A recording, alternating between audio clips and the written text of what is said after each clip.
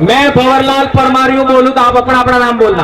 मैं भंवरलाल परमार मानगढ़ के शहीदों, पाल चितरिया के शहीदों, भोला वालरिया के शहीदों, रास्ता पाल के शहीदों, आपका निमाड़ के शहीदों, नायकों के शहीद और हमारे 6 शहीदों की सौगंध खाकर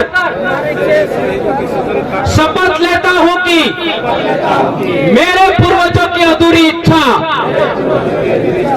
को पूरा करने के लिए तमाम प्रकार के दूसरे संगठन, राजनीतिक संगठन, धार्मिक संगठन के झंडे डंडे नहीं उठाऊंगा, दरी नहीं बिछाऊंगा, दरी नहीं उठाऊंगा और जबरन हमको मुफ्त में गाड़ी में लेके जाते हैं तो भी नहीं जाऊंगा। धन्यवाद। पूर्वजों की सौगंध है।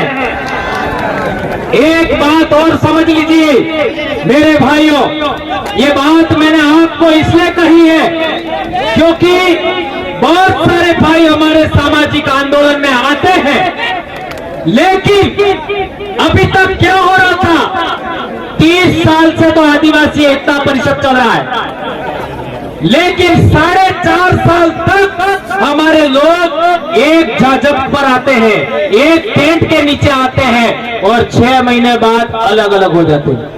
एम आई राइट? ये गलत बोला? हमारे 84 की जनता और सागवाड़ा की जनता ने 2 आदमी भेजे जयपुर, तो 1600 करोड़ रुपया अकेला हमारे 84 में आया। 1600 करोड़ और 17 इस जाजम से गए तो कितना आएगा? है? गुजरात के 47 इस जाजम से गए तो, अरे मध्य प्रदेश के 47 इस जाजम से गए तो कितना आएगा?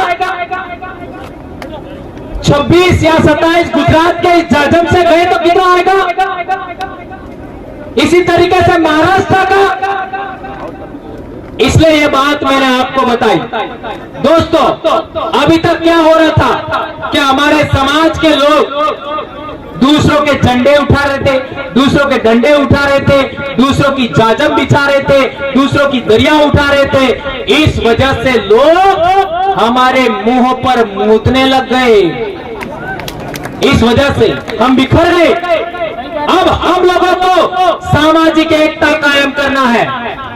सामाजिक एकता के साथ साथ जितने भी सामाजिक संगठन हैं उनका एक अलायंस बनाना है, राजनीतिक संगठनों का अलायंस बनाना है, धार्मिक संगठनों का अलायंस बनाना है, और तो और हमारे जितने भी राजनीतिक लोग हैं, चाहे वो किसी भी पार्टी में हो, मैं तो कहना चाहता हूं दूसरी पार्टियां जो हमारे समाज को अभी तक परेशान करने वाली पार्टियां हैं, उनके भी लोग उधर हैं और इधर आना चाहते हैं, तो उनको भी जाजम पर हमें लाने का प्रयास करना चाहिए। भले वो आवे या ना आवे, लेकिन हमें ऑप्शन देना चाहिए, ऐसा मैं कहना चाहता हूं दोस्तों।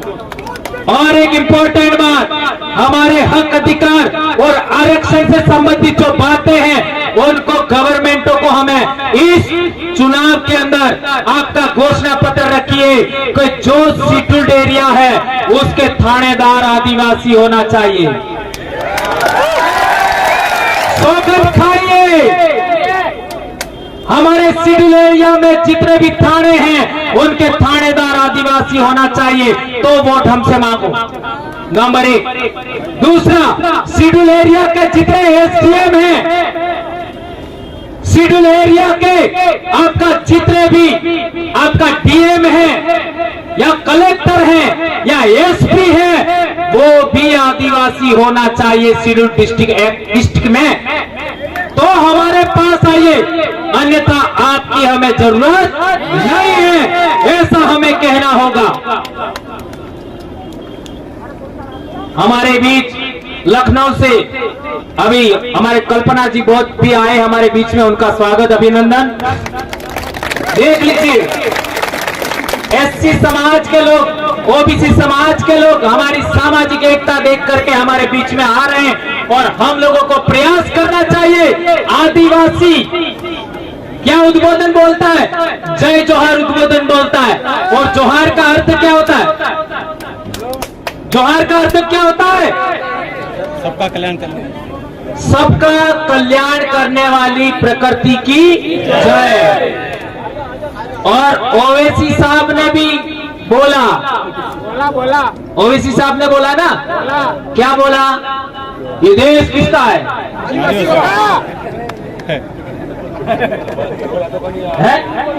आ रहा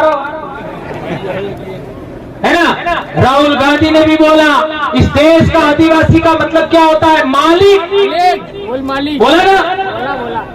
और जोहार तो बड़ा प्रधान भी बोलते हैं, लेकिन आपके 487 एमएलए हैं, वो कभी बोलते हैं? नहीं बोलते। उनके पार्टी के वरिष्ठतम लोग बोल रहे हैं, वरिष्ठतम, लेकिन वो नहीं बोल रहे। गुलामी की भी तो कोई हद होती है? इसलिए राजनीतिक रूप से गुलाम बनाकर लोगों को आजाद कराने के लिए संगठन रजिस्टर किया है, ऐसा मैं कहना चाहता हूं दोस्तों। और एक बात, हमारे कई सारे संगठन करता है, जोहार तो नहीं बोलते, कोई बात नहीं, लेकिन हमारे लोगों को निगरानी करवाते हैं। क्या निगरानी कराते हैं? कहां जा रहे हैं, कहां आते हैं, और तो और कई झूठे आरोप लगाते हैं। ये ऐसा करना चाहते हैं, वैसा करना चाहते हैं, लेकिन एक बात हाथ ऊंचा करके शपथ खाइए, आज के बाद मानगढ़ से जाने के बाद आप लोग किसी को भी थप्पड़ नहीं मारोगे। आदिवासी परिवार के लोग हाथ ऊंचा करिए, किसी को भी थप्पड़ नहीं मारेंगे। लात घूसा तो दूर की बात है, हमारी बोली में ही इतना दम है, हमारी आवाज में इतना दम है, हमारे विचारों में इतना दम है कि हम लोग दूसरे लोगों को ठीक कर सकते हैं, और ये हमें करना होगा। दोस्तों, एक बात और कहना चाहता हूं मैं कि हमारे इलाके में जब भी दूसरे पार्टी के लोग आते हैं तो वो हम लोगों को कई सारे मुद्दे पकड़ा के चले जाते हैं। जैसे 2002 का दंगा हुआ तो हमारे डामोर भाई हैं, उन्होंने हमको बात बताई। क्या बताई? कि जो 2002 का दंगा हुआ तो उसके अंदर इन लोगों ने पर हिंदू है ऐसा करके मुसलमानों के विरोध में भड़काया और कई सारे केस हो गए, आज भी वो केस चल रहे हैं। ये घटना नहीं घटती तो आदिवासी परिवार नहीं बनता। मेरे गांव में भी एक मुसलमान भाई रहता था जो आदिवासियों को समय पर अनाज नहीं मिलता था तो मुफ्त में अनाज देता था, दिवाली के पर देने के लिए मुफ्त में कपड़े देता था, यहाँ तक कि गहने देता था। बवरलाल परमार ने जन्म के बाद पहली मीठी गोली खाई होगी तो उस मुसलमान भाई के घर की खाई होगी, उसकी दुकान की खाई होगी, और उसको कुछ नहीं कहा हमारे लोगों ने। इसके बावजूद भी वो इस दंगे की वजह से, 2000 दंगे की वजह से वापस चला गया सिमलवाड़ा, आज तक लौट के नहीं आया। और हमने सबक सीखा कि आज के बाद में हम हिंदू मुस्लिम की लड़ाई में कभी शामिल नहीं होंगे। क्या आप मेरी इस बात से सहमत हैं? हाथ ऊंचा करिए और सबक खाइए, आज के बाद हम कभी हिंदू मुसलमान के दंगों में नहीं जाएंगे। और एक बड़ी बात मैं बार बार कहता हूं, यदि आदिवासियों को इस देश का हुक्मरान बनना है, इस देश का शासक वर्ग बनना है, तो आदिवासियों को आदिवासी बनाम आदिवासी की लड़ाई से भी छुटकारा लेना चाहिए। चाहे हमारा भाई हमें कितना भी गाली दे, चाहे हमारा भाई कुछ भी कहे, हमें यदि आदिवासी है तो उसके विरोध में वैर का भाव नहीं रखना है। 2500 साल पहले गौतम बुद्ध पैदा हुए, उन्होंने कहा था वैर से वैर शांत नहीं हो सकता। याद रखो, 2500 साल पहले गौतम बुद्ध ने कहा था वैर से वैर शांत नहीं होगा, अवैर से वैर शांत होगा। ये बात हमें ध्यान रखनी होगी। और हमारे साथ जितने भी भाई आ रहे हैं उनका हमें वेलकम करना चाहिए, चाहे वो एससी के हो, ओबीसी के हो, माइनॉरिटी के हो, सबका हमें वेलकम करना चाहिए। और इस देश को हमें पुनः सोने की चिड़िया बनाना है। हमारी जितनी भी धरती है उस धरती को खनन मुक्त करना है। हमें खनन नहीं करना है, धरती का खनिज संपदा नहीं निकालनी। हमें इस धरती पर पेड़ पौधे लगाएंगे, हम लोग हमारी धरती को पर्यटन से आबाद करेंगे। और जितना खनन से पैसा मिलता है उससे ज्यादा हमें ऑर्गेनिक फूड से मिलेगा, ऑर्गेनिक दवाइयों से मिलेगा और पर्यटन से मिलेगा। ये बात हम कहना चाहते हैं।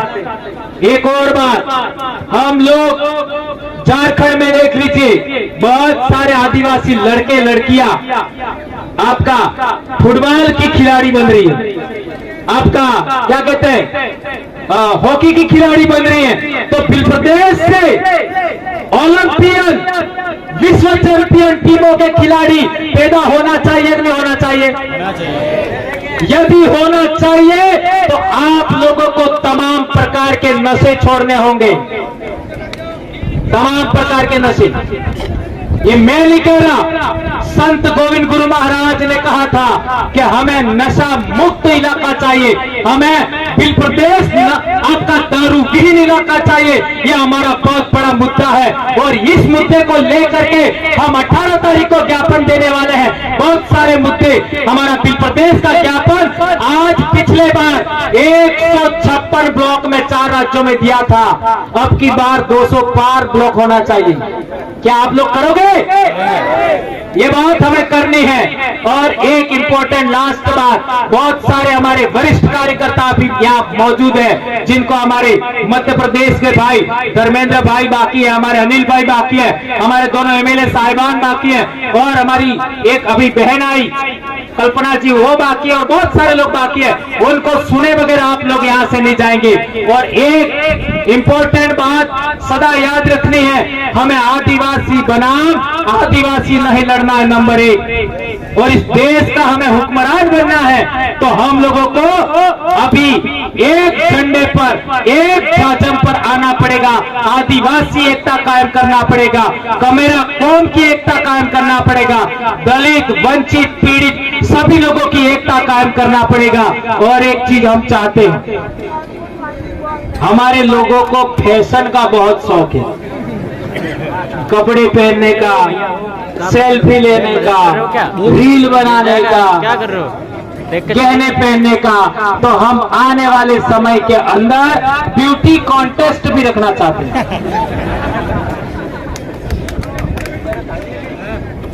ये 2018 में आदिवासी परिवार विजन बुक किताब लिखा, उसमें लिखा हुआ है ब्यूटी कॉन्टेस्ट। और ब्यूटी कॉन्टेस्ट के 5 चरण होंगे उम्र के अनुसार, क्योंकि बूढ़ी महिलाएं हैं जो 50 के आसपास, उनका भी ब्यूटी कॉन्टेस्ट होगा, सबका होगा, बच्चों का भी होगा, हमारे आरसी की उम्र की बच्चियां उनका भी होगा, लड़कों का भी होगा, लड़कियों का भी होगा। क्योंकि होली पर हम लोग ये आयोजन करते हैं बिल प्रदेश रूपाली, तो कितने हमारे पुरस्कार भी वगैरह सब होते हैं, ये सब आप जानते हो। यदि ब्यूटी कॉन्टेस्ट में आप शामिल होना चाहते हो तो आपको 3-4 के अलावा कोई व्रत नहीं करना, सब व्रत छोड़ने। कौन से? एक तो पूनम, एक असगाड़ी 11, एक होली वाला और एक पीपड़ा वाला। इन 4 के अलावा हमें कोई व्रत नहीं करना है। ये पीली आई ने पहले बापुओं ने ये यात्रा और वो यात्रा सब हमें छोड़ना है और ताकतवर बनना है, हमारे शरीर को मजबूत बनना है। इसलिए आप लोगों से विशेष करके अनुरोध है, जुलाई से आपका अक्टूबर तक के महीनों में सबसे ज्यादा हवा में ऑक्सीजन होती है, सबसे ज्यादा ऑर्गेनिक फूड मिलता है सभी जीवों को, और सबसे ज्यादा अच्छा भोजन हमको भी मिलता है। इस टाइम में हमारे बच्चों को, हमारी महिलाओं को व्रत पर व्रत, ये व्रत में वो व्रत करवा करके हमारी महिलाओं को कमजोर बनाया जा रहा है, और हमारी महिलाओं का खून भी कम हो गया है। आपका प्रथम डिलीवरी के टाइम में हॉस्पिटलों में 4 ग्राम 5 ग्राम ये हालत हो गई है। इसके लिए ही हम ये बात कर रहे हैं। इसलिए आप लोगों को ये जितनी बातें मैंने बताई उन बातों को आपको ध्यान रखना है, और मानगर से जाने के बाद कसम खाइए कि आज के बाद हम किसी दूसरे टेंट के नीचे नहीं बैठेंगे। नंबर 1, किसी जाजम पर हम नहीं बैठेंगे। हम लोग केवल और केवल आदिवासी परिवार, आदिवासी एकता परिषद, जयास और गोंडवाना सहित आदिवासी संगठनों के अलावा, और ओबीसी का कोई संगठन है उसके अलावा, एससी का संगठन है तो कोई उसके अलावा, किसी भी जाजम पर हम लोग नहीं बैठेंगे। ये प्रण करके जाइए मेरे दोस्तों। और जिस तरीके से सकुशल आप आए हो, इसी तरीके से अनुशासन से सकुशल आप वापस जाएंगे। ये बात आप लोगों के बीच में करते हुए मैं अपनी बात समाप्त करता हूं। जय जोहार, जय आदिवासी, जय बिल प्रदेश, जय बिरसा मुंडा, जय भारत। वनवासी नहीं आदिवासी है हम, वनवासी नहीं आदिवासी है हम, आदिवासी ही नहीं भारत देश के मूल मालिक है हम। जय जोहार। धन्यवाद दादा को। बोले